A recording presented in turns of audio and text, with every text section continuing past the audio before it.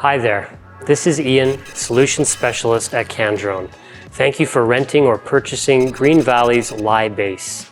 Today I'm going to provide a quick start guide to logging GNSS data for use with one of Greenvalley's LiDAR units, such as the X3H. First of all, you want to ensure you fully charged your LiBase unit and the LP1 handbook. Open LiSurvey app on the LP1 desktop. Under the Device tab, choose Connection.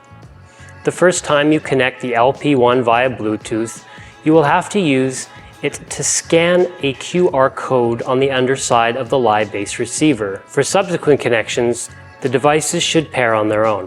When the connection is made, the LP1 will confirm and indicate what operating mode the antenna is in. Before a unit can operate with full functionality, however, you may need to register the unit. The register icon takes you to a screen where you can scan a QR code with the LP1. Contact your dealer for the QR code if you do not have it in your records. Because the antenna can be used as a base station for logging static or as a rover for gathering coordinate information at GCPs, you may have to switch modes.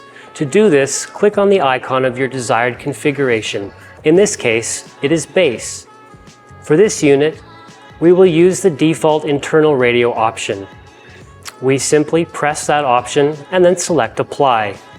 To get these changes applied, you may need to be in view of satellites. This means using your device outside with no obstructions overhead. The voice should indicate the change in the parameter when you reconnect. Now, once the system is set up, leveled, and the antenna height is measured, you can begin to log static. But before doing so, you'll want to double-check the system's functionality by choosing Position Info. Here you can see the current position and information, such as PDOP. Under the Satellites tab, you can view the satellites in view of the LiBase, including their country or region of origin. Once you are happy that the antenna is working correctly, head back out into the menu in the Device tab and select Static to begin logging raw static. Here you can set the file name, the station name, change the antenna height, and the sampling rate. Press Start Record.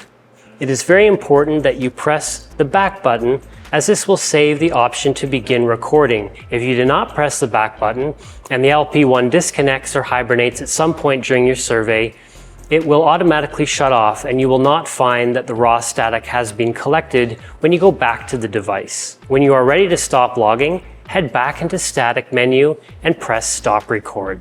To access the GNSS information you have just logged, head into the Project tab, go to More and choose Rhinex Convert.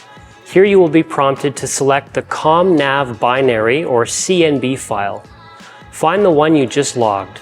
Choose the Rhinex version you want. I'm going to choose Rhinex 3.03 and the frequency. I'll choose 1 second and press Convert. Now you are finished in LiSurvey. To find this converted file, navigate to the File Management app on the LP1 desktop. Navigate to Greenvalley, to IS or Internal Storage, to RAW, and find the Rhinex folder. Use a USB-C cable to access this file structure on your PC and extract the zip file for use in LiGeoReference and a PPP software such as NRCan.